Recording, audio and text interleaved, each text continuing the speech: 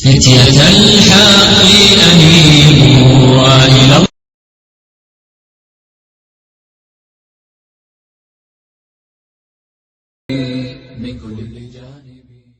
بسم الله الرحمن الرحيم.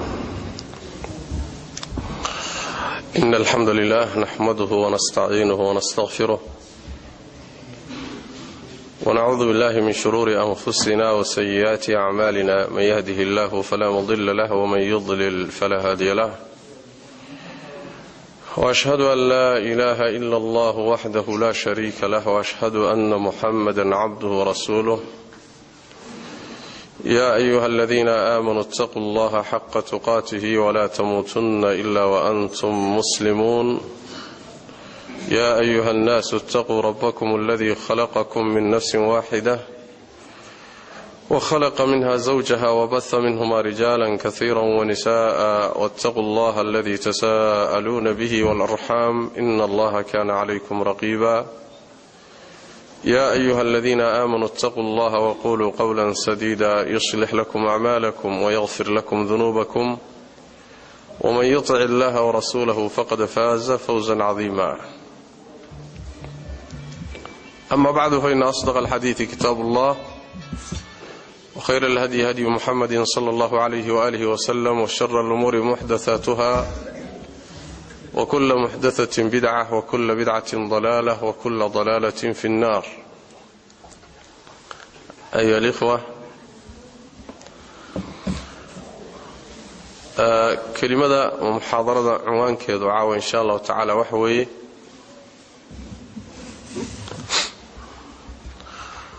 أسباب الفلاح في القرآن الكريم. أسبابتا ليبانتا كتمد أما كسو أرورتي قرآن كريمك. ليبانتا وحل إلى هذا الظفر بالمطلوب والنجاة من المخوف. وحاد رادين يسيد الربطة إن هذا هشو waxaad ka baqaysana aad ka badbaadood ka nabad gasho waana inta la raadinayo. waxaad rabto inaad hesho waxaad ka baqaysay ku dhibayana aad ka nabad gasho. falaax baa la yidhaahdaa. shay walba marka rabbigeen tabaaraka wa tacaala wuxuu u sameeyey sabab iyo dariiq lagu gaadho. asbaab baa jirta marka qur-aanka kariimkii uu tilmaamay oo ruuxu adduunkiisa iyo aakhiradiisa uu ku gaadhi karo waxa wanaagsan ee uu rabo, kagana badbaadi karo, kaga nabadgeli karo wixii adduun iyo aakhiro dhibaato u geysan lahaa, waxyaabaha uu ka baqayo. qur-aanku marka sida rabbigeen ku sheegay tabaaraka wa tacaala inna hadha alqur'ana yahdi lillati hiya aqwam. qur-aankani wuxuu dadka ku hanuuninaya oo ku hagayaa inta dariiq jirta midka ugu toosni badan. shay walba jidkiisa ugu toosan ee ugu fiican qur-aanka dadka ku hanuuninaya oo ku hagaya. jidadka iyo asbaabta marka uu qur-aanku sheegayo ee liibaanta lagu gaadhayo waa wax aan muxuu ahaayey iyadoo kale aan meel kale laga heli karin. laanna hadalka waxaa iska leh allah tabaaraka wa tacaala, wax walbana caalimka ku ah, waxba ka qarsoonayn, haddana xakiimka ah oo shay walba meeshii uu ku habboonaa dhiga oo aan la seegin. marka wax walba wuu og yahay, wax walbana awooddiisuu leeyahay. shaygana meeshuu rabo lama garab maro ee wuu la helaa, wuu dhigaa. الله تبارك وتعالى marka xukunkiisa iyo sharcigiisa iyo hadalkiisu wax kale la mid ma waxa uu ku sheegayo waa wax boqolkiiba boqol sax ah laakiin waxaad u baahan tahay ilaa xad in aad shidadkaas qaado oo asbaabta qaadato nooc imtixaana ku jiro iyada lafteedu wax sahlan ma willa haday sahlan tahay cid walba ku durdurin lahayd laakiin waxoogaa waxay u baahan tahay juhdi iyo dadaal badan bay u baahan tahay asbaabtaasi marka uu quraanku tilmaamay way far badan yihiin laakiin wax ka mid aan sheegaynaa insha Allah ta'ala waxa ugu horeeya asbaabta liibaanta al-iimaan as-sahih as-sadiq iimaan sax ah oo dhab ah oo run ah oo bacdeedu yahay inaad rumayso wax kasta oo lagu amray inaad rumayso wax jooga haduu yahay wax tagay haduu yahay wax soo socda haduu yahay wax muuqda haduu yahay wax qarsoon haduu yahay wax kasta oo rumiye lagu yiri inaad rumayso si saxana aad rumayso mabda'aasi markuu qalbigaaga galo qalbigaaga waxa galaysa nolol waa sidii jid bakhti ah amayd ah oo naf la galiyo kale qalbigi waxa galaysa yaani wax way nolol baa galaysa qalbiga markuu iimaanku nooleeyo ruuxu wuxuu helayaa liibaan iyo xasilooni iyo deganaansho iyo raaxo adduunkana waa dareemaya asagoo dareemayo tii aakhirana u gudbaya waana mid rabbigeen tabaaraka wa taala quraan kariimka ku tilmaamay aw man kana maytan fa ahyayna ruux bakhti aha oo aanu noolaynay waja'alna lahu nuran yamshi bihi fi an-nas oo aanu yeelnay iftiinkii uu dadka dhexdiisa ku socon lahaa kama mathaluhu fi adh-dhulumati laysa bikharij minha malamidba ruux mugdiyo ku dhex jira oo aan waligi ka baxaynin karo oo ruuxa la nooleeyay waa muuminka qalbigiisa nolosha iimaanka la galiyay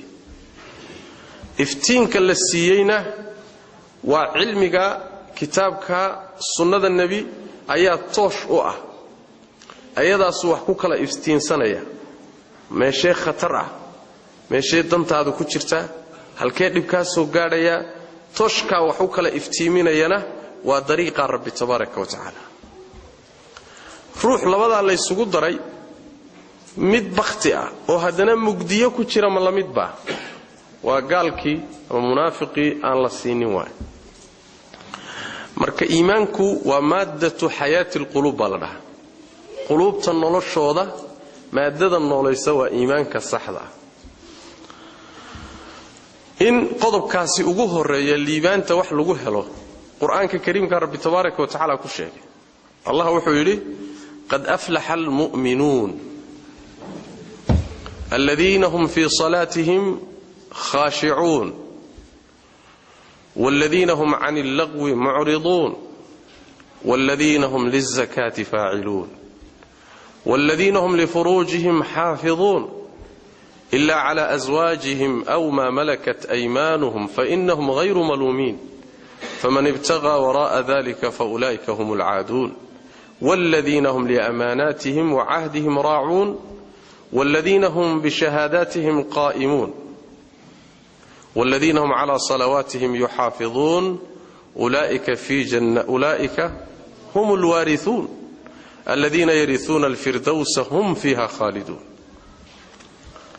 الله وحده تبارك وتعالى وحال لباني ددك مؤمنين تا marka sababta ugu horeysa liibaantu maxay tahay al-iimaan as-sahih as-sadiq waxa liibaanay mu'miniinta mu'miniintii tilmaan bay u baahin marka iimaanka laba ama siday ahlu sunnuhu qabaan iimaanku waxa weeye waa shay qalbiga gala carabkuna ku dhawaaqo xubnuhuna sameeyaan meeshan markaad aayadda fiiriso ama aayaadkan markaad fiiriso qalbiga iyo carabka iyo xubnihii waxay sameynayaan iyo waxay deynayaan oo iska ilaalinayaan intoo meesha waa ku jirtaa Allah wuxuu waxa liibaanay mu'miniinta waa kuwe alladina hum fi salatihim khashi'un salaadooda dhexdeeda way ku khushuucaan kaliya lama dhin salaaday tukadaan salaada munaafiqiintu way tukadaan laakiin rabbi wuxuu yiri salaadooday ku khushuucaan oo waxa la sheegay salaada dhuuxeeda shay walba dhuux buu leeyahay laakiin salaada dhuuxeeda iyo laf dhabarteedu waa khushuucda khushuucduna waxa weeye in qalbigaaga iyo xubnahaaguba xasilaan oo cibaadada markaad ku jirto aad ku xasisho marka dadka salaadooda dhexdeeda ku khushuuca walladina hum 'anil lagwi mu'ridun hadalka xun faa'iidada lahayn ee saaqidka ah ee qiimaha lahaynna way isaga jeedsadaan dad ma aha sida yaani waxa way dakhsigii oo kale meel kasto qashina ku daata ma aha walladina la yashhaduna az-zur xumaanta iyo laqwiga iyo golayaasha xunxun iyo xafladaha xunxun iyo meelaha la isugu yimaadee xunxun iyo laqwiga ma xaadiraan way isaga jeedsadaan way ka danaystaan walladina hum lizakati faa'iluun waa kuwa sameeya isdaahirinta laba macna culimadu ku fasiraan oo zakadii salaada sakadii xoolaha ka go'aysay way bixiyaan qaarna waxay ku fasiraan ma ahe waxa laga wadaa macna zakada ka guda weyn oo way isdaahiriyaan sabab kasto daahirinaysay qaataan walladina hum li furujihim xaafidun kaliya maaha iimaanku wax qalbiga uu laga sheegto anigu muslim baan ahay oo bas ma tukado saka ma bixiyo qashinku iska qastaa waxba xaraan kama aha maya iimaanku markuu qalbiga galo waxa dabeecad u ah markuu qalbiga galo inuu xubnaha iyo nolosha ka muuqdo laysa al-iimaanu bitamanni walakin ma waqara fi al-qalbi wa saddaqahu al-amal iimaan sheegasho ma muslim baan ahay mu'min baan ahay sheegad ma abtir iska caadiya ma ee iimaanka waxa la yiraahdaa wax qalbiga ku sugnaaday amalkuna uu marxaati kaco qalbigu galay laakiin marxaatigiisu muxuu yahay arabka oo la maqlayo wuxuu ku dhawaaqayo xubnihii oo la arkayo waxay sameynayaan waxay marxaati u yihiin waxa qalbiga ku jira oo iimaanka saxda marka waxa kamida iimaanka qaybihiisa qaar waa ficil waa wax laga dalbay inaad samayso waxna waa tarki oo waxyaalo laga dalbay inaad iska deyso iska ilaaliso wuxuu rabbi cabira marka walladina hum li furujihim xaafidun waa kuwa ilaaliya xubnahooda taranka maxay ka ilaaliyaan xumaanta waxay ka ilaaliyaan zinada waxay ka ilaaliyaan shahwadooda iyo xaajadooda inay dariiq xun ku gutaan furuujtooda way ilaaliyaan way dhowraan illa ala azwaajihim aw ma malakat aymanuhum illa xaasaskooda iyo adoomadooda mooyee fa innahum ghayru maluumin taa iyada lagu eedi maayo rabbi wuxuu yiri faman ibtaga waraa dhalika fa ulaika humul aadun xaasaskiya adoomada waxaan ka ahayn inta wixii ka soo haray ruuxii raadiya inuu shahwo ku guto kuwaas way kuwa xad gudbay meel kale inuu shahwada ku guto xaraan ah Allah tabaaraka wa ta'ala wuxuu yiri walladina hum li amanatihim wa ahdihim raa'un amaanadooda way ilaaliyaan ballantay galaan way ilaaliyaan laana waa lawaasimta muqtadayaadka iimaanka kamid marxaatiga markay furayaan wixii marxaati ah iyadana marxaati firkooda way istaajiyaan way isu taagaan markhaati furka siday u tahay markii ay qabsato siday wax u ogyihiin bay markhaatiga u furaan xismada oo mariyaan Allah tabaaraka wa ta'ala wuxuu kuwaas iimaanka laga soo bilaabay ilaa inta sifaad la siiyay wuxuu rabbi tabaaraka wa ta'ala ulaa'ika humul waarithun wa kuwa dhaxalka iska leh waxay dhaxlayaan xoolaha xogaa shilima amiya soo xogaa dhul ah ya mise kursi bay dhaxlayaan ma waxas waa raqiis maxay dhaxlayaan alladina yarithuna alfirdaws firdawsay dhaxlayaan hum fiha khalidun wali way ku waarayaan ilan jannada waxba la kala dhaxli sida xadiiska nabiga sallallahu alayhi wasallam aakhira marka la tago sideedaba ruux kasta oo ilaahay abuuray jannadana boos buu ku leeyahay naartana boos buu ku leeyahay ruux ilaahay tabaaraka wa ta'ala marka uu janno geeyo booskii uu naarta ku lahaa gaal naarta galay baa la gelinayaa isagana jannadiisii buu dhaxlayaa kana naartiisii buu dhaxlayaa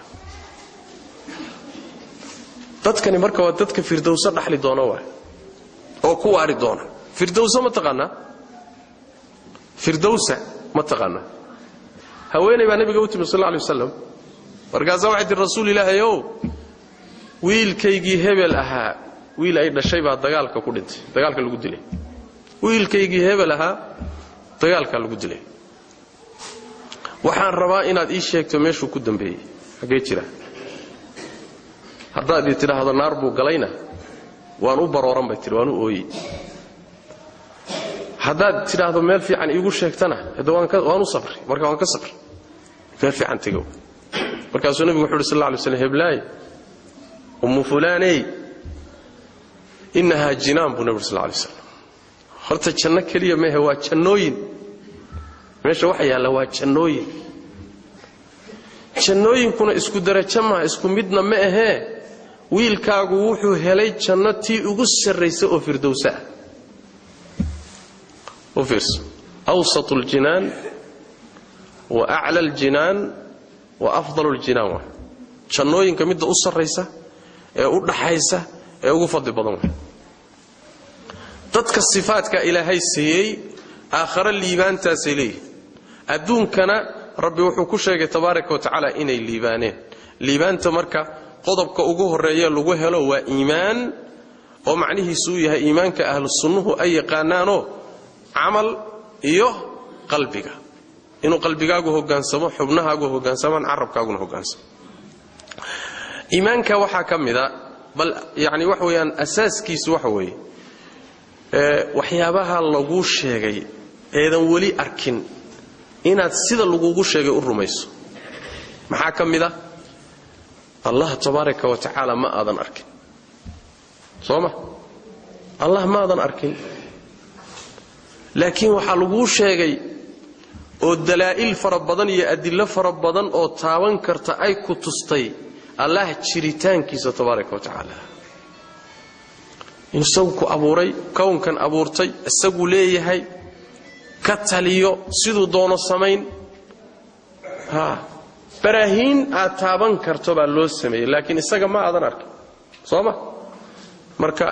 waxyaalaha qaybkeed rumayn waxa kamida Allah tabaaraka wa ta'ala sida quraanka kariimka rabbi ku tilmaamay tabaaraka wa ta'ala alladheena yu'minuna bil ghaib wa yuqimuna as-salah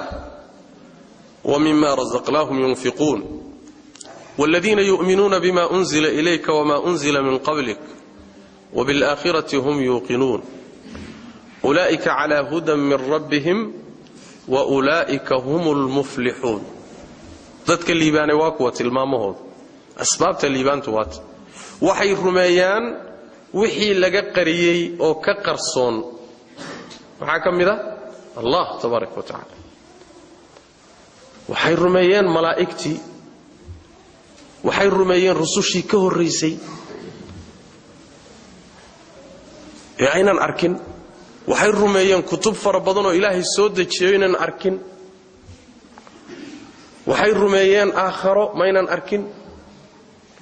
waxay rumeeyeen waxyaalo badan oo soo socdo iyagu aynan arkin laakiin loo sheegay inuu imaan doono soo ma jeed yu'minuuna bil ghayb meesha lagu kala baxayana halka weeyaba aadamaha wixii hortiisa ka muuqdo ishiisu qabanayso cid beenin karta ma jirto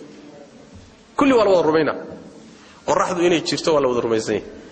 dayaxa wala wada rumaysan samada wala wada rumaysan dhulka wala rumaysan sooma leesh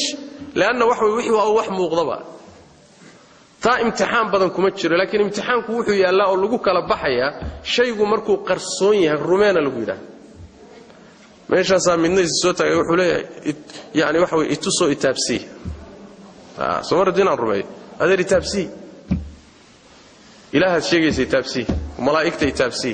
oo jannada itaabsi oo naarta itaabsi waxaan taaban karin waa khuraaf midna wuxuu leeyahay war intaynu taaban karniyo intaynan taaban karin ba badan oo inaan isheenuna qabanayn sooma marka imtixaanku halkaas ku jira yu'minuuna bil ghayb wa yuqiimuuna as-salaa salaaday toosiyaan oo fiirso mabda iimaanka iyo tawxiidka waxa mar walba la daba dhigayaa salaada suuradii aayadii hore waxay ahayd qad aflaha al-mu'minuun waxa ugu horeeyay sifadood ahlul iimaanka sifadooda waxa ugu horeeya alladina hum fi salatihim khashi'un halkana maxaa la yiri yu'minuuna bil ghaybi wa yuqiimuuna as-salaa salaada marka positionkay kaga jirto diintaad garan salaaday toosiyaan halkana lama dhihin way tukadaan quraanka ma arkaysi way tukadaan laakiin macna ka xeel dheer baa la cabiriyo salaaday ku khushuucaan salaaday xifdiyaan salaaday daa'imaan salaaday toosiyaan waa macna xeel dheer oo tukasho aan ahayn sooma marka qaybkay rumeeyaan salaaday toosiyaan waxaan ku irsaaqnay qaar bay bixiyaan sakadii iyo xuquuqdii kale xoolaha lagu lahaa way bixiyaan walladina yu'minuuna bima unzila ilayka wixii lagugu soo dejiyay adiga nabi maxamed dhamaantii way rumaynayaan quraankay rumayn sunnadaaday rumayn wax kasto rabbiga ku soo dhiibood soo gaarsiisay way rumaynayaan inta kaliya kuma ekee wama unzila min qablika hortaa wixii la soo dejiyayna way rumaynayaan oo hortii maxaa la soo dejiyay kutub aad u fara badan sooma kuwii loo sheegay gooni loogu magacaabayna gooni bay u rumaynayaan kutubta magacooda la sheegay tawreed injiil zabuur suhuf ibrahim suhuf muusa kutub kale inta ka badan oo la sheegin ilaahay inuu soo dejiyay way rumaynayaan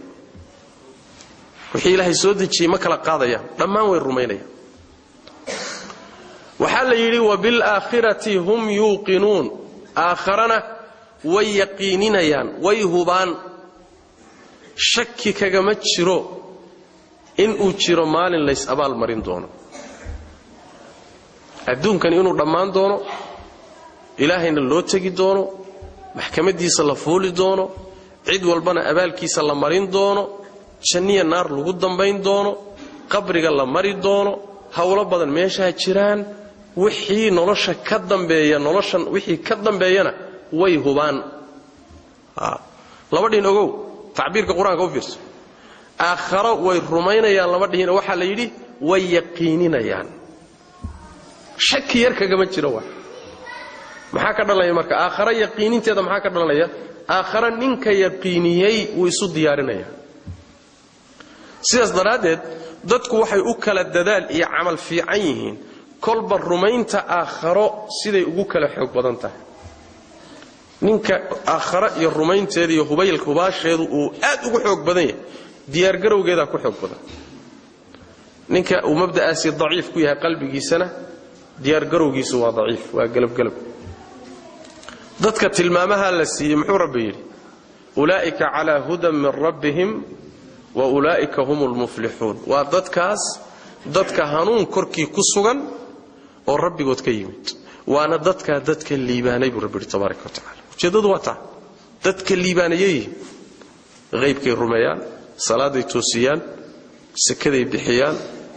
wixii nabi maxamed lagu soo dejiyay rumaysan sallallahu alayhi wasallam wixii hortii la soo dejiyay bay rumaysan yihiin aakhira way yaqiininayaan kuwaasa liibaanay marka liibaanta qodobka ugu horeeya asaaska ah waa iimaan hadana sheegad qalbiga kaliya ahayna laakiin iimaan amal la socdo oo dhameystira qodobka labaad ee quraanka kariimku ku sheegay in muxuu ahay liibaan lagu helay asbaabta liibaanta uu kamid yahay waxa weeyaan at-tazakki wat-tatahhur inuu ruuxu isdaahiriyo oo isnadiifiyo wuxuu iska daahirinaya akhlaaqdiisu daahirin aqeedadiisu daahirin suluugiisa iyo dhaqankiisu daahirin cibaadadiisu daahirin jirkiisu daahirin waa isnadiifinaya waa ruux mar walba isla tacaalaya oo isla dadaalaya oo isnadiifinaya oo iska warhaya waa naftiisan xunta ee wasakhaysan ee rabbigeen ku tilmaamay amara bisuu xumaantay dadka aad u amartaa way man halaysan tahay sideedaba nafta iyada abu la dagaalamaya la tacaalaya taskiyadaasi uu ruuxu ku dadaalaya isdaahirinaya isnadiifinaya isla dadaalayo ee asbaabta taskiyada uu qaadanayo ayadana waa qodob kamida asbaabta liibaanta lagu gaaro Allah tabaaraka wa ta'ala quraanka kariimka waa ku yiri qad aflaha man tazakka wa dhakara isma rabbih fa salla waxa liibaanay ruux isdaahiriyay xoolihiisa waa daahiriyay cibaadadiisa waa daahiriyay jirkiisa waa daahiriyay isaga dhabba waa isdaahirinaya waa isnadiifinaya kadibna rabbigii magaciisa xusay oo tukaday qad aflaha man zakkaha wa qad khaba man dassaha waxa laga wadaa nafta Allah tabaaraka wa ta'ala markuu 10 dhaarood dhaartay shamsi waduhaha wal qamari idha talaha wan nahari idha jallaha wal layli idha yaghshaha was samaa'i wama banaha wal ardi wama tahaha wa nafsin wama sawaha fa alhamaha fujuraha wa taqwaha 10 dhaarood waa waxa lagu dhaaranaya qad aflaha wa halibanay من زكاها نفتا روحي ظاهرية وقد خاب وحا خساري من دساها روحي آصا وحقرة ووسخية روحي ضيعوا فرحة كقاضة كاسوا خساري بربي كل عرض تبارك وتعالى لكن روحي تسكية أو نقة أو هجاتية أو لددالة أو نظيفية كاسها الليباني بربي تبارك وتعالى مركز تسكية النفس شغب بدن بيوبانت shaqaad u badan iyo hawl badan bay u baahantay inay naftaadu noqoto naf toosan oo hagaagsan oo daahir ah oo istaahisha ilaahi naxariistiisa tabaaraka wa taala oo istaahisha inay janno gasho oo istaahisha inay rabbi daawato tabaaraka wa taala wajiga rabbi inay daawato naf istaahisha inay noqoto shaqo adag bay u baahantay saas daraaddeed liibaantaadu waxay ku jirtaa inaad isdaahiriso oo aad sabab kasto oo nadiif iyo tahaaro ku qaadan karto inaad samayso waxay kamid tahay saas daraadeed barbigeen tabaaraka wa taala waxa uu liibaanta ku xidhay naftaada bakhaylnimadeeda hadii laga ilaaliyo waabad liibaantayba laba meelood oo quraanka kamid rabbi wuxuu yiri waman yuqa shuhha nafsihi fa ulaa'ika humul muflihun naftiisa bakhaylnimadeeda ruuxa laga ilaaliyo ruuxaasi kuwa ayaa liibaanay baa Ilaahay tabaaraka wa taala naftiisa bakhaylnimadeeda naftu maxay ku bakhayli khayr oo dhan bay kaaga bakhayli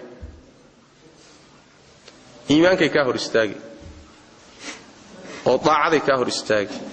oo sadaqaday ka hor istaagi oo khayrkay ka hor istaagi oo waajibaadka gudashadooda ka hor istaagi oo cilmiga inaad dadka bartay ka hor istaagi oo xoolaha inaad bixiso xuquuqdooda gudatay ka hor istaagi naftan bakhaylnimadeeda iyo sharkeeda hadiiba ilaahay ka qabto waad liibaantay sooma bimaana waxa laga wadaa naftan ha isku halaynino ee waxa la rabaa inaad la tacaasho oo aad dhaqdo oo nadiifiso oo la dagaalanto oo hagaajiso oo aad yaani shaqo gelisan loo baahay laakiin hadaad isdhigato oo ugu tala gasho inay saaxiibta tahay waa mushkilada dad badan haysato ood iyada isu dhiibto oo iyadu ku hogaamiso oo daba gasho oo aad tiraahdo sida Soomaalida qaarkeed yiraahdaan balwadeedaan daacad wax dhalinyarada har balwadaada daacad u noqo oo balwadaada hadda daacad u noqoto xagee ku geenaysaa xagee ku geen billahi alayk خلاص waa ku dhamaatay saddexda halaagta ibn aadamka nabigu markuu sheegay sallallahu alayhi wasallam ثلاث مهلكات وثلاث منجيات saddexda halaagta waxa kamid ah shuhun mutaa wa hawan muttab'a naftaadoo rabitaankeeda iska raacdo waxba ka qabaninba wa amma man khafa maqama rabbih wa nahaa an-nafsa 'anil hawa fa innal jannata hiya al-ma'wa rabbi hor istaagiisa ruuxi ka baqa naftiisana ka celiya waxay doonayso hoygiisu waa jannada rabbi tabaaraka wa ta'ala sharti maxay tahay nafta inaad u diido waxay rabto inay seexatay rabtaa hurdada ka kicin sooma inay seexatay rabtaa hurdada ka kicin inay waajibka dayacday rabtaa u diid inay iska ciyaartay rabtaa u diid inay zinaysatay rabtaa u diid inay wax dishay rabtaa u diid inay wax haday rabtaa u diid naftu waxay rabto in wanaag ahayn ka xakamee jidka jannadu waka jidka liibaantuna waka asbaabta liibaantu marka qodobkaasa kamid qodobka saddexaad ee quraanka kariimku tilmaamay waxa weeye liibaanta lagu gaaro taqwa Allah tabaaraka wa ta'ala Allah cabsidiisa oo macnaheedu ay tahay in qalbigaaga uu buuxiyo rabbi tabaaraka wa ta'ala weynayntiisa iyo qadarintiisa iyo cadamadiisa inay qalbigaaga buuxiso kadibna ay kugu abuurto inaad iska jirto isaga oo iska jirto waxa ciqaabe xaqiisa kaaga iimaan karto cadaabkiisa inaad iska ilaaliso maxaad isku ilaalin waxaad isku ilaalin inaad amarkiisa qaadato wuxuu ka reebayna deeso taasa bari waxay noqon doontaa xayndaabka iyo darbiga idin dhaxeeya adiga iyo ilaahay cadadiisa iyo cadaabkiisa wiqaaya iyo astur iyo wax ku ilaaliya samayso oo muxuu noqon karaa waa taa iyada alla ka cabsigaasi marka waa liibaanta furaheeda iyadoo adduunyo aakhiraba sida rabbigeen tabaaraka wa ta'ala quraanka kariimka ku yiri wa'tul buyuta min abwaabiha wattaqullaha la'allakum tuflihun Allah tabaaraka wa ta'ala ka baqo iska jira waa liibaanaysaan si aad u liibaanta ولا تأكلوا الربا أضعافا مضاعفة يا أيها الذين آمنوا لا تأكلوا الربا أضعافا مضاعفة واتقوا الله لعلكم تفلحون الله اسكتشر أو كبق سياد الليبانتان اصبروا وصابروا والرابطوا واتقوا الله لعلكم تفلحون صبرا وقال الله صبر تما قال الله دقال الله ميسان sabirka kula tartama yana sabirka idin kaga adkaan waraabitu gaadiidka dagaalka iyo yani raguba furinta dagaalka ku farda xidha wattaqullaah allana iska jira la'allakum tuflihuna si'ad liibanta alla ka cabsigu marka waa liibaan wuxuu liibaan u yahay aakharana waa midka ku badbaadin kara adduunkana waa midka ku furi kara khayr oo dhan waman yattaqillaha yaj'al lahu makhrajan wa yarzuqhu min haythu la yahtasib haday dhibaata ku qabsato oo rabto inaad ka baxdo jidku waa taqwada hadad rizq waasac rabtana jidka iyo furuhu waa taqwada hadad caafimaad rabto jidku waa taqwada Allah tabaaraka wa ta'ala cabsidiisu waa shayga adduunka aad ku barakoobi karto waa amma aakhiro soomaa waxa kaliya lagu badbaadi karo waa cabsida Allah sidaas daraadeed quraanka kariimka Allah wuxuu inoo sheegay dadku maalinta qiyaamada inay dhamaantood naarta ku aroori doonaan wa in minkum illa wariduha kana ala rabbika hatman maqdiya thumma nunajji alladhina ittaqaw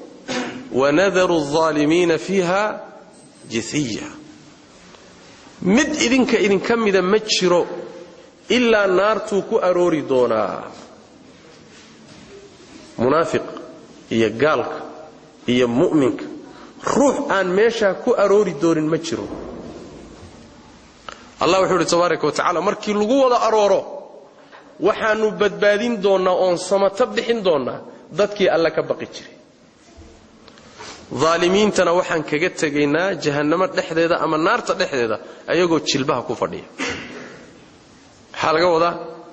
waa jidka siraadka waay. Sooma jidka siraadka jahannamo korkeedu maraa. waana lagu wada arooriyo waa la wada mari. jidka markaad marayso gaadiidka aad ku gudbi karto waa alla ka cabsi. sooma thumma nunajji alladheena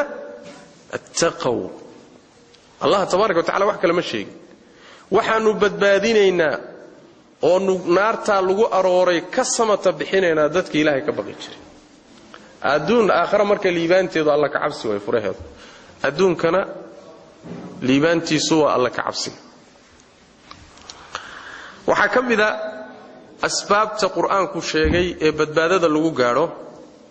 in uu ruuxu iska ilaaliyo Ilaahay wuxuu ka xarimay. wixii Ilaahay u diiday tabaaraka wa ta'ala inuu iska ilaaliyo. leesh laana sideedaba ogow wixii Ilaahay ku diiday oo iska daa ku yiri dantaadu kuma jirto. waxa lagu diiday buu qabaa. timir lafta ku jirta. waxa lagu diiday buu qabaa. shay Ilaahay reebay dibkiisa iyo dheeftiisa dibkiisa badan.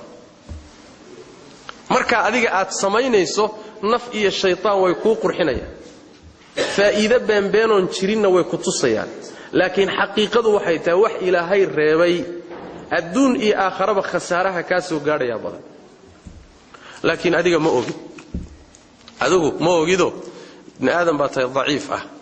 rabbigeena tabaaraka wa ta'ala wuxuu yiri wallahu ya'lamu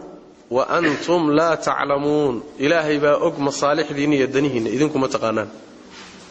dantaada ma taqaan. saas daraadeed marar far badan waxaan dani kuugu jirin baad qasanaysa. dantu waxay kuugu jirtaa wixii rabbi ku faray maslaxadiisa badan ama waa maslaxa khaalis. wixii rabbiga ka reebay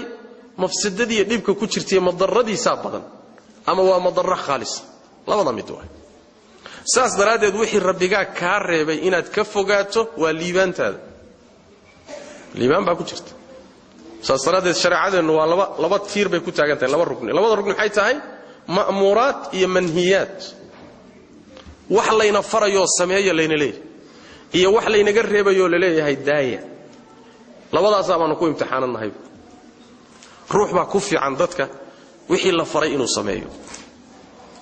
laakiin wuxuu ku dhacayaa wixii la reebay inuu iska daayo. mid baa wuxuu ku fiican yahay wixii laga reebay inuu iska daayo. laakiin wuxuu ku dhacayaa wixii samee la yiri inuu sameeyo. ruux baa labadaba kulminaya oo liibaanaya. rabbigeen tabaaraka wa ta'ala markuu ka hadlayay khamrada iyo khamaarka iyo waxyaalaha usuusha oo muharramaadka wuxuu yiri yaa ayuha alladina aamanu innamal khamru wal maysir wal ansab wal azlamu rijsun min amali ash-shaytani fajtanibuhu la'allakum tuflihun. wardadka muuminiinta oo khamrada iyo khamaarka iyo sanamyada iyo qoryahan ay ku qori tuuran jireen oo ay ku raadin jireen Ilaahay qadarkiisa. Ilaahay wuxuu koonka qadaro qorsheeyay bay qori tuurad ku raadin jireen. waxa soo dhan waa qurun waana qashin amal shaytaan ee iska daayay rabbi tabaaraka wa ta'ala. ka fogaada la'allakum tuflihuna si aad u liibaantaan. meesha maxaad garatay marka min khamra abay oo khamra abay liibaantiisu khatar bay ku jirtaa. min khamaar ciyaaraya liibaantiisu khatar bay ku jirtaa. nin tawxiidkiisa dhaawacmay oo sanam iyo geeda iyo dhagaxyaal iyo ruux dhintay iyo carra iyo wax moodahay liibaantiisu halis bay ku jirtaa. ma jirtaba. marka waxa laga hadlayaa wixii laga reebay oo shirkigu u weyn muharramaadka kale ka fogo waa liibaaniye. haddaad gasho Soomaha waad wasaqoobi. adduunkaagana dhib baa gaadhi. laana dunuubtan aad galayso maxaa ka dhalanaya. dunuubtan aad galayso waxa ka dhalanaya adduunka in cuquubo lagu soo dedejiyo oo lagu diin caafimaadka laga galo xoolaha laga galo caruurta laga galo ilaa waxaan aad arkaysaan oo dhan la rafaadsan yahay ilaahay adoomadiisa ma dulmin ilaahay caadil weey tabaaraka wa taala laakiin waxaad shaqaysatay un midhihiisii way waxaad shaqaysatay intuu caafinayaana badan Allah tabaaraka wa taala sideen aan u galay hadii leenoogu taagsan lahaa maba jirneen sooma dhulka korkiisa oo meena soconeenba laakiin rabbi tabaaraka wa taala waa yaafu an kathir intuu caafinayaa badan marka hayaraysanin wixii ilaahay ka reebay isaga fogo ijtinaab al-muharramat min asbab al-falah ayay iyaduna kamid waxa kamida ayadana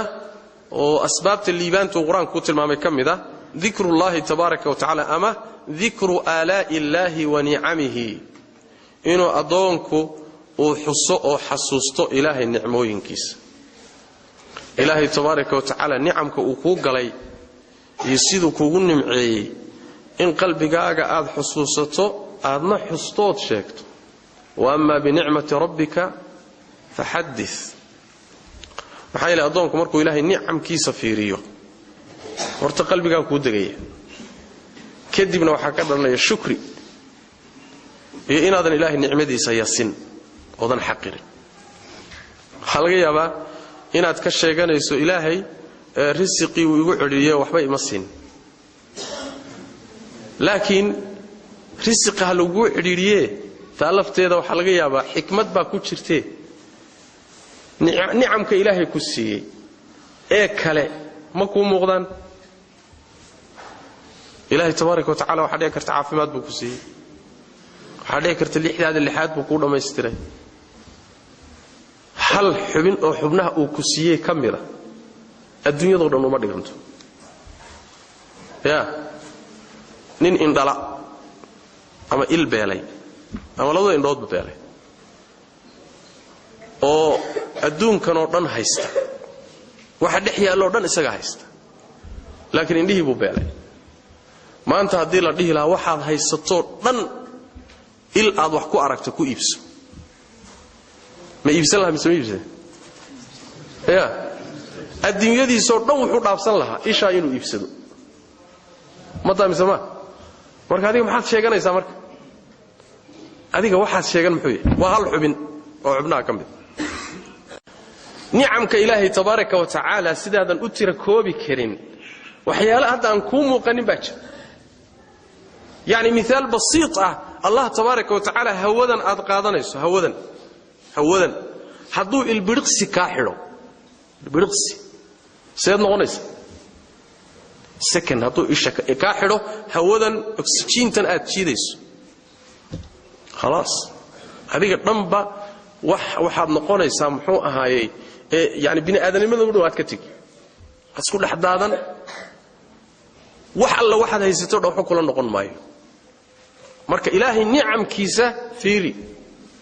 kadibna waxay kugu bixinaysaa inaad ictiraaftood shukrido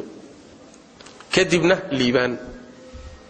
sida rabbigan yiri tabaaraka wa taala fadhkuru ala allah la'allakum tuflihun xusa oo xusuusta ilaahay nicmooyinkiisa si aad u liibaantaan ni'amka rabbi dib u fiiri abuurka iyo xubnaha quruxsan iyo hawshan isa saaran caafimaadka xoolaha caruurta xoogan intaasoo dhan wax ka muhiimsan diin iyo iimaan iyo tawxiid ruuxaasi wax loo dhiga male fadhkuru ala allah saas daraadeed baa nabigeenu sallallahu alayhi wasallam wuxuu yiri waxaad fiirisaan dadka idinka hooseeya ee ha fiirinina dadka idinka koreeya taasa waxay u dhowdahay inaydaan yasin oo xaqirin ilaahay nicmadiisa adduunka markaad joogto laguma beegto waxna laguma miisaanto mar walba dadka ka koreeya adduunyo ahaan ka xoolo badan ka caafimaad badan ka caruur badan yani ka magac roon kuwa lama fiiriyo adduunka markaad joogto hawshu hadda hawl adduun tahay kuwa lama fiiriyo maxay ilaa kuwa hadaad wax ku miisaamatood ku beegato qasab weeytii ilaahay ku siiye ku muuqan mayso hay'alay wax kala aad u sii hanqal taagaysa laakiin nabigu wuxuu sallallahu alayhi wasallam waxaad safiirisaan kuwa idinka hooseeya hadigoo ka sheeganayo waxoogaa muxuu ahaay ganacsigiiyood faa'iido ka gaadhi laadahay ama waxoogaa yani diilkoo maalmo kuu googoynahay markaad aragto mid aan waxba ka nixin oo curyaan oo naafa waa curyaan wax alla wuxuu xoolo ka naxana male reer male caruur male wax caawinaya male dabaduu ku siqayaa haduguna maxaad ka sheeganaysa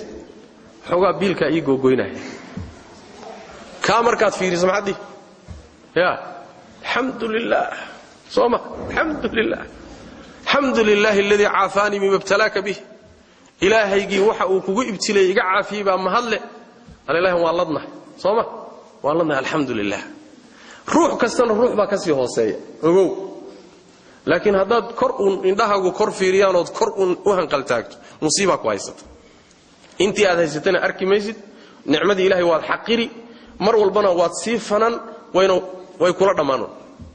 sidaas daraaddeed ilaahay nicamkiisa oo kuu muuqdo ood ka shukrido ayadana waxyaalaha liibaanta keenay ka mid tahay bal rabbigeen tabaaraka wa tacaala qur-aanka kariimka wuxuu yidhi maa yafcalu allahu bicadaabikum in shakartum wa aamantum wa kaana allahu shaakiran caliima muxuu ilaahay ku falayaa cadaabkiinna adduun iyo aakhira toona haddaad rumaysaan ood shukridaan u fiirso haddaad rumaysaan nicamka uu idin siiyeyna qirtaanood ka shukridaan ilaahay muxuu idin cadaabi cadaabkiinna muxuu ku falaya idinoo cadaabaya waa soomaali marka yani waxa weeyaan dikru aalaa'i illaah waa min asbaabi alfalaax asbaab alfalaax waxaa ka mid ah allah tabaaraka wa tacaala oo xuskiisa la badiyo carabkaagu inuu mar walba ka qoyanaado ilaahay dikrigiisa qur-aanka akhriskiisa subxaana allah alxamdu lilah laa ilaaha ila allah laa xawla walaa quwata ila billah dikriga ilah inaad carabkaaga barto inuu qoyanaado laa yazaalu lisaanuka ratban min dikri illah leanna maxay ku tusi addoonku markuu ilaahay xuskiisa iyo dikrigiisa iyo sheegsheegiisa badiyo waxay astaan u tahay inuu ilaahay jecel yahay ilaahayna ruuxii jeclaada waa jeclaadaa sooma caadatan waxaa la yidhaahdaa man axabba shay-an akara min dikrihi aw akara dikrahu ruuxii shay jeclaada sheegsheegiisuu badiyaa soo ma jirto sheegsheegiisuu badiyaa dadka qaarkood waxaa jira sheeko kaleba aan dhagaysan karin sheeko dumar unbuu dhagaysan mar walba wuxuu jecel yahay dumarka laga sheekeeyo sheekadiisu waa sheeko dumar maxay ku tusi inuu dumarka jecel yahay soo ma mid baa si kale ahoo wuxuu mar walba jecel yahay in raashiin iyo cunto laga sheekeeyo mar walba sheekadiisa waa cunto iyo cunto macaan iyo xaggan iyo baash maxay ku tusi sheegsheegiisaasi inuu cuntada jecel yahay ku tusi man axabba shay-an akara min dikrihi ruuxii ilaahay sheegidiisa badiyana waxay ku tusi inuu ilaahay jecel yahay soo ma caadatan sidaas daraaddeed ilaahay oo xuskiisa la badiyo waa min asbaab alfalaax sida rabbigeen tabaaraka wa tacala qur-aanka kariimka ku tilmaamay wadkuru llaha kaiiran lacallakum tuflixuun ilaahay aad u xusa si aad u liibaantaan wabtaguu min fadli illaah wadkuru llaha kaiiran lacallakum tuflixuun aad ilaahay u xusa xuskiisa badiya si aad u liibaantaan ayadana asbaabtay ka mid tahay asbaabta waxaa ka mid a qur-aanku sheegay iyo liibaanta lagu gaadho ficlu lkhayraat ficlu lkhayraat wanaag khayrka samayntiisa oo uu ruuxu ku dadaalo wax kastoo ilaahay jecel yahay in aad u hormarto ood u tartanto oo aad dadka uga hormarto sida rabbigeen tabaaraka wa tacala yidhi wacbuduu rabbakum wafcaluu lkhayra lacallakum tuflixuun khayrka sameeya si aad u liibaantaan aakharana dee liibaanteedu waxay ku xidhan tahay marka miisaanka la keeno haddii khayrkaagu kafadiisu ay cuslaato waa liibaantaada haddii sharkaaga iyo sayi'aadkaaga iyo dunuubtaada kafadda ay cusleeyaanna waa khasaarahaaga فأما من ثقلت موازينه فأولئك هم المفلحون ذاتك ميزان كودو عسلاده وذاتك الليباني برب تبارك وتعالى مع ميزانك عسلين يا خيراتك بدي ويان لغاغا هرمرين سيدي وهان جير ابو بكر الصديق رضي الله تعالى عنه وارضاه النبي صلى الله عليه وسلم يا مال مالما كميد الصحابه ويدي wuxuu yiri maanta saaka yaa soon kuwa barist Abu Bakar baa yiri aniga saaka yaa booqday ruux xanuunsanay aniga saaka yaa janaaza ka qayb galay aniga saaka yaa waxa sameeyay aniga nabigu markaas wuxuu yiri sallallahu alayhi wasallam arimahaasi ruux kuma kulmaan illa dakhala al-jannah nabi sallallahu alayhi wasallam illa jannadu gali hadaad iridaha khayrka isku daydo waagu markuu ku bariyo irid walba inaad wax ku darsato isku talgasho subaxdii markuu waagu ku bariyo ka lahado iridaha khayrka midba wax ku darso salaadii wax ku darso sadaqadii wax ku darso miskiinka wax ku tur dad caadaysato inaad maalin walba 100 shilin 200 shilin 50 shilin oo caado ka dhigato soo booqato dadka ahlul khayrka muuminiinta janaazada ka qayb gasho soonka kulankooda ay kulmayaani waxay astaan u tahay liibaan sabab weyn oo min asbaabta liibaanta kamid ah waxa kamid ah asbaabta liibaanta quraanku tilmaamay at-tawba as-sadiqa wat-tawba an-nasuh inaad ilaahay tabaaraka wa tacaala mar walbood khaldanta u soo noqoto oo dambiga aad gashay khaladkaad gashay wa kulluna dawu khata dhammaanteen dambiinayaal baan nahay shaki ma leh soo saasma ruuxu xajira istaag karo dhig karo anigu dambiile ma yahay kulligeen dambiilayaal baan nahay wala shaka fi dhalik inaad marka dambigii aadan isku halmaamin ee ilaahay u soo noqoto tabaaraka wa tacaala dambigii inaad iska goyso go'aan ka gaadho inaad joojiso ilaahay weydiisato inuu ku dhaafo dib dambe inaad ugu noqonin go'aansato xuquuq bini aadam haduu yahay inaad iska celiso iska guddo tawbadaasi waa liibaan laana wixii khasaarahaaga keeni lahaa waa dunuubtana waxa tirtiraya ee ka nadiifinaya ka tiraya waa tawbada tawbatu tahdimu ma kana qablaha tawbadu waxay dumisaa wixii ka horeeyo dhan حديث عمرو بن عاص النبي صلى الله عليه وسلم ايوه النبي صلى الله عليه وسلم wuxuu markii ilaahay qalbiga islaamnimada galiyay ayaa nabiga uu yimi sallallahu alayhi wasallam markaas waxaan rasuul ilaahayow waxaan rabaa inaan kugula heshiiyo islaamnimo inaan islaamaan rabaa gacanta ii fidi wuxuu nabiga sallallahu alayhi wasallam gacantii soo fidiyay markaas aan gacantii ka laabtay buu sayidi baan dib u ceshaday markaas nabiga wuxuu sallallahu alayhi wasallam maalaka ya amru war amru maxad leedahay هل كعنت إيجا لابت مركز وحول يا رسول الله أريد أن أشترط وحن ربا إنا شرط ديكتو امتانا إسلام شرط بقى إيجا هرية مركز النبي صلى الله عليه وسلم تشترط ماذا محاد شرط قاعد وضع تمحويه مركز وحولي أن يغفر لي ولا فحسنيه لهذا ديك ما كرسي بويديسان دونا ما تشاقو ويديسان دونا تلو محولو ويديسان دونا soo isma lahayd war muxuu wata shartigu wata muxuu yahay waxa soo wax ka muhiimsan waa wuxuu rasuul ilaahay oo shartiga ii horeeyo wuxuu yahay in la ii dambi dhaafi gaal baan wax badan waan soo qasay laakiin hal qodob baan wataay hal ii dambi dhaafo waan soo islaamay markaas nabiga wuxuu ku yiri sallallahu alayhi wasallam ama aalimta ya amru war amru miyadan ogeyn anna al-islam yahdimu ma kana qablahu wa anna at-tawbata tahdimu ma kana qablaha وأن الحج يهدم ما كان قبله ميادن اوغين اسلامنimadu wixii ka horeeyay dhan ay baabiinayso oo tawbadu wixii ka horeeyay dhan baabiinayso oo xajku wixii ka horeeyo dhan uu baabiinayo miyaadan ogeyn bu nabi sallallahu alayhi wasallam soo ma jeed marka tawbadu way ku dhaqi way ku nadiifin liibaan baad ku gaari waa ka rabbigan yiri tabaaraka wa ta'ala wa tuubu ila allahi jamii'an أيها المؤمنون لعلكم تفلحون إلهي أصو نغض مؤمنين تيو إذنكو إذل سياد الليبانتان فأما من تاب وآمن وعمل صالحا فعسى أن يكون من المفلحين روح إلهي أصول نغضة والرمية عمل صالح لي ماذا نولشي سبدلا الله وحده تبارك وتعالى وحا حقيقة كواسي إن يددك الليباني كميديهين توبدو مركوا الليبان خلطك حسكوها المامن قضبك السجنة حاجة ليبانتا أسبابته القرآن كوكو شيء كم إذا وحوي الأمر بالمعروف والنهي عن المنكر روحوا إنه يسوتاجو ضدك إنه خير كفروح ما أنت نكرم خير كإنه فروح إن عندنا قط الروح إلهي أشقيه يا أدون كمر كإنه تشوفنه روح بالروح وكم عرويه إن أتشقاله إنه قطات تعشى صوما روح بالروح وكم عرويه إن أتشقاله إنه قطات تعشى هذه الولاة ما وزير بعض النقطة شقالة والضروة النقطة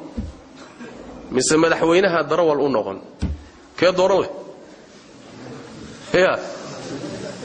ما دحوينها الضروة النقطة وصلنا نينا وزير كما دورتين طيب إلهي هنا شقالة والنقطة كور مرة ما وحكا وين باكر شقاء الدون كلا قبطو شقada ugu qaalisan waxa weeye waa wadiifadii ilaahay uu ugu talagalay kana shaqo galiyay adoomadiisa dadka ugu khayr badan oo anbiyada rususha sama shaqadii anbiyada iyo rusushu waxa weeye inaad dadka khayrka u sheegto xumaantana ka reebto waana liibaan sida rabbigeen tabaaraka wa tacaala uu yiri waltakum minkum ummatun yad'uuna ila alkhayr wa ya'muruna bil ma'ruf wa yanhauna 'anil munkar وأولئك هم المفلحون هايدين كم من نقدين كوح ضدك خيرك أغيادا وناق فرتا حمان تريبتا كواس أمبان الليبان بالله تبارك وتعالى لكن الرسول والذين آمنوا معه جاهدوا بأموالهم وأنفسهم وأولئك لهم الخيرات وأولئك هم المفلحون نبي قال ضدك الرمي نفطو دي حوله هذا بتشيتك إلهي بكبحيان kuwa ayaana khayraadka iska leh iyagaana liibaanay baa Alle tabaaraka wa taala marka asbaabta liibaanta kamid tahay quraanku uu tilmaamay waxa kamid ah asbaabta liibaanta quraanku tilmaamay inaad Allah tabaar nabi Muhammad sallallahu rabbi wa sallam alayhi sunnadiisi iyo dariiqu ka tagay iyo diintiisi in aad isgarab taagto oo aad la dagaalanto wixii khilaafsan bid'a inhiraafaadka shirkiyaadka طريق النبي يقول لك قرب مرو السجد شد كيسي إناد اسكود إناد مرته ومضنا مرسيسو حربيان يلي تبارك وتعالى فالذين آمنوا به وعزروه ونصروه واتبعوا النور الذي أنزل معه أولئك هم المفلحون ذاتك النبي محمد الرميي حوتشيي اسقرب تاغي أهيليي نوركي للسو دجيين الراعي وقرانك واتبعوا النور الذي أنزل معه أولئك هم المفلحون كوا أنبا الليباني بالله تبارك وتعالى صفات ضدك ugu horeeya qaadanaya ma taqana ya wa nabi maxamed saxaabadiisii waa aamanu bihi wa azzaruhu wa nasaruhu wattaba'u an-nur alladhi unzila ma'ahu dadka ugu horeeya sifaadka qaadanaya waa saxaabadii nabiga sallallahu alayhi wasallam marka nabi maxamed sallallahu alayhi wasallam hadda ma noola laakiin sunnadiisii baa nool sooma dariiqiisii baa nool dariiqiisii iyo sunnadiisii marka inaad faafiso xoojiso garab istaagto naftaada iyo xoolahaaga u bixiso taasi waxa weeyaan ayadana waa asbaabta falaaxa iyo liibaanta waa qodobka ugu dambeeya ka koreeya oo liibaanta uu ku sheegay quraanku waxa weeyaan at-tahaakum ila shar'i Allahi tabaaraka wa ta'ala wa ar-ridha bihi hadii adduunyadan aad joogto aad u baahato inaad xeer u gardhiibato dadka aad isqabanaysaan yaani waxa weey arrimaha aad dadka idin dhex maraya waa inaad ilaahay sharcigiisa u noqoto oo wixii isaga ka soo haray aad ku kufrido xeer jajabka iyo nidaamkan gaalada ka soo jeeday la soo ergistay ee nolosha la doonayo in lagu maamulo waa inaad diido keliya aad u noqoto u gardhiibato u xugum tagto ilaahay sharcigiisa tabaaraka wa tacaala waa liibaan inta karaankaaga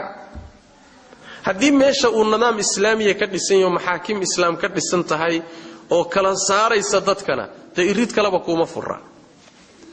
haddii ay sida hadda ina haysato kaleeto maxkamadaha jira iyo nidaamka jira uusan shariicada islaam ku dhaqayninna inta ku suurtagal ah wixii dadka idin dhex mara sharci islaam iyo maslaxa inaad ku dhamaysto isku day ood ka kaaftoonto inaad maxkamad gaal tagto masalatu tahkiim ayaa markan oo kale ay culimadu leeyihiin baa laazim noqonaysa tahkiimka waxa la yiraahdaa in aad adiga cidda aad is haysaan inaad cid u gardhiibataan oo aad tiraahdaan kala saara shariicadan lagu kala saara taasa laazim noqonaysa intaad muxuu ahaay aad nidaam kaliya balaayi hoostig leh rabbigan tabaaraka wa taala quraanka kariimka wuxuu ku yiri inma kana qawla almu'minin idha du'u ila allahi wa rasulihi liyahkuma baynahum an yaqulu sami'na wa ata'na wa ulaika humul muflihun mu'miniinta hadalkoodu wax kala ma hadii loogu yeero allah iyo rasuulkiisa si ay u xukumaan war sunnadii nabiga kaalay u imaada halaydinku kala saaree war kitaab alle u imaada halaydinku kala saaree hadal kale ma ay laha mu'miniintu illa inay yiraahdaan mooyee maqalay yeelayna sami'na wa ata'na waan maqalay hadalkaas meel laga marana male waan yeelay hadal kale oo mu'minka u furan ma jiro kuwaasaana liibaanay buu Allah tabaaraka wa taala soo ma jeed kuwaas ayaa liibaanay sidaas daraadeed waa inaad sharciga rabbi tabaaraka wa taala si buuxda u rumaysan tahay in uu yahay midka saalixa ah sharci kaleeto oo saxa ama saalixa oo adduunka ka jirana male ka rabbi ba saxa wixii ka soo harayna waa khalad noloshaadana intaad asaga heli karto aadan wax kale ku bedelan waa liibaan adduunyo aakhiraba insha Allah taala liibaan baad ku gaadhay anhum aw ashiratum ila aakhiri yani waa ruuxa ilaahi xisbigiisa waa ruuxa ilaahi u go'ay asaga dartiibu wax ku jeclaada waxna ku nacaa hatta qaraabadiisa noqoto aabihi noqdo walaalihi noqdo reerku ka dhashay noqdo ashiradiisa noqoto wuxuu ku jeclaan waa ilaahi daacadiisa wuxuu ku nicina waa ilaahi macsiyadiisa dadka iyo isaga waxa xiriiriya xariga u dhaxeeya waa la dartii xisbiga rabbi tabaaraka wa taala waxa lagaga mid noqdo qodobkaas asaas ah sooma marka liibaantu halkaas ku jirtaa ala inna hizballahi humul muflihun xisbiga shaytaanka ee khasaaray Allah inaga mid dhigo xisbiga rabbiye liibaanay Allah inaga mid dhigo sifaadkiisa iyo tilmaamihiisana waa taa uu quraanku sheegay waxa lagu gaarayana waa taa uu quraanku tilmaamay oo liibaan adduunyo aakhiraba intaasan kelimada insha Allah ku gabagabaynayna hada billahi tawfiiq wa sallallahu wa sallam ala nabiyina muhammad wa ala alihi wa sahbihi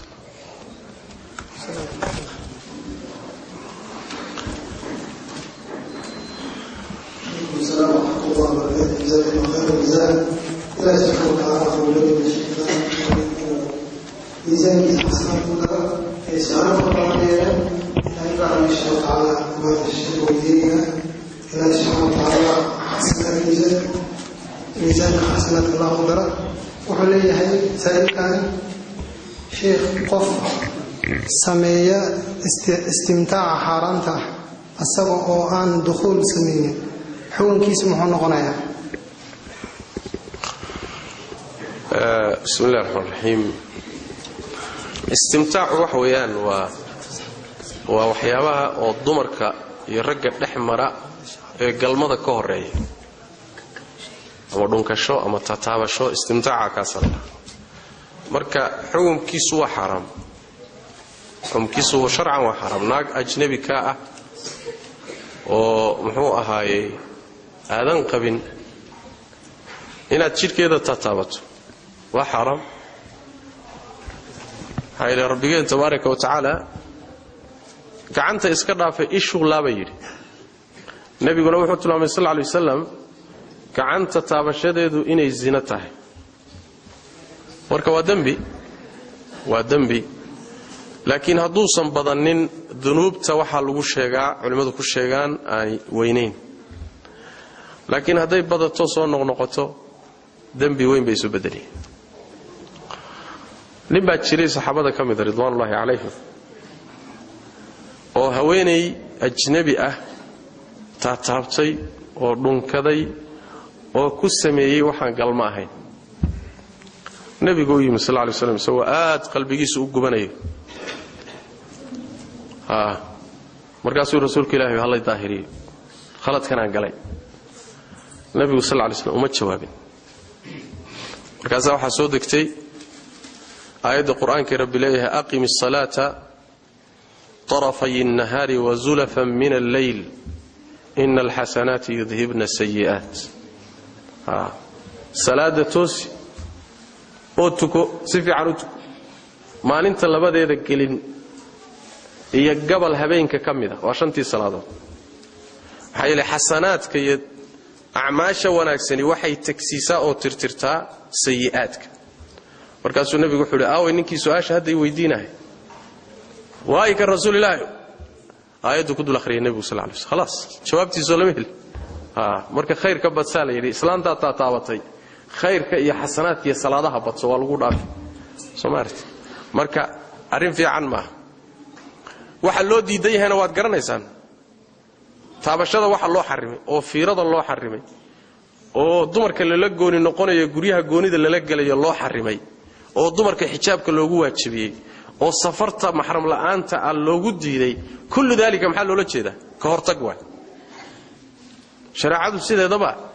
yaani muxuu ahaayay meel fog bay wax ka fiirin waxay sameeyeen kaliya xumaanta ku diidi mayse xumaantana way ku diidi wixii ka agdhow oo dhanna way joojin iridii loo soo mari lahaa oo dhan horay baa laga joojinaa adiga hadaadan waliga ay Allah gabadh aadan fiirin naag ajnabiya ishaad ma qabanin gacantaaduna ma gaadhin sheekadaaduna ma gaadhin gurina kulamaadan cid loonin sooma ma dhici kartaa inaad zinaysato waxa geed ka gaadhi wixii lagu gaadhi lahaa ma sameeynin waxaan oo dhan marka waxa loo diidayaa waa iridihii lagu gaadhi lahaa xumaanta lagu gaadhi lahaa laakiin hadaad agmar marto taabashay oo yaro dhudhunkan iyo waan ka agdha dhawaanta aad bilowd khalaas man xama xawla al-hima yushiku an yarta'a fihi beerta waa daaqi ku dalagal beerta waa daaqi shaki kuma jiro marka hafududaysanine meesheedii meel ka fog isaga durug wabillahi tawfiq sa'ilkan wuxuu leeyahay xajka ma waxa lagu dhaafaa dambiyada yar iyo ku weynba ma lagu dhaafaa kabaa'irta iyo saqayrta su'aashu waxa weeye xajka ma waxa lagu dhaafaa dambiyada oo dhan mise kuwa yar yar bas culimadu waxay u badan yihiin xajka waxa lagu dhaafaa dambiyada yar yar oo kaliya laakiin bacdu ahli cilmi waxay qabaan hatta kuwa weyn lagu dhaafayo markaan fiiriyo adillada kale ee xadiiska ee ku soo aroortay mas'alada waxa ila xoog badan xajka in ilaahay ku dhaafayo hatta dunuubta waaweyn waana daahirka ahadiista qaarkood ay ku timid wallahu a'lam labadayda waalid oo dhintay xoolo ma u qari karaa ama albari ma u sameyn karaa labadayda waalid oo dhintay xoolo ma u qari karaa albari ma u sameyn karaa maya albari iyo xoolo la qalo ilaahay baa iska leh xoolo la qalo oo la gowraco ilaahay baa iska leh sidaas daraadeed may dhintay xoolo looma qali karo laakiin waxa jira ku furan waalidka inuu gaarayana la hubo muxuu yahay neefka aad qalayso isagoo sidiisa u sadaqee maxaad u qali masaakiinta si hamaalaan iyagu ha qashaan sooma masaajid la dhisay wax ugu dar u ducee waqaf u samee ceel u qod wax ugu dar lacag kaasha masaakiinta si u ducee intaasoo jid baa ku furan oo nusuusta ku sugan oo ku deeqi karta lana hubaa waxaan la hubin maxaad ugu wareegaysan marka adiga oo laga yaabo xoolihiina inay ka dayacmaan waalidna ayna gaadhin soo ma dhici karto bal laga yaabo inuu dambi ka soo raaco marka wax jira ma xoolaha loo qalayo laana xoolaha qalitaankoodu meelo khaas ah ku soo arto shariicada xoolo cibaado ah oo gowracooda cibaado loo qalayo wax hilib loo qalanayo meesheeda waa laakiin xoolo loo qalayo in ajir lagu helo meelo dhowr ay ku soo aroortay waa yaani wanqalka iyo udhiyada